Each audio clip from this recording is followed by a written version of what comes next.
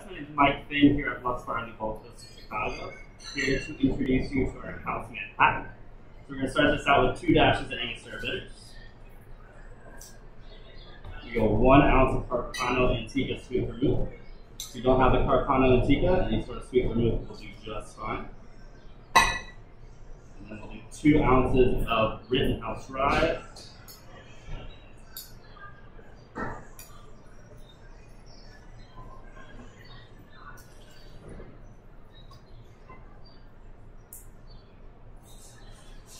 Add ice and stir.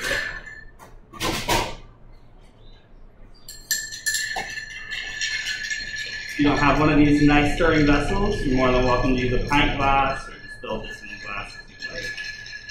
So just wait for a nice dilution here before adding it over a large meat.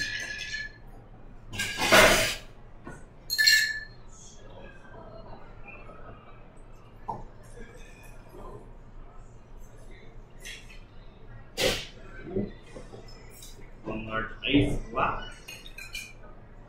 And garnish with a Luxardo cherry. And here we have our house Lux Bar Manhattan. Cheers.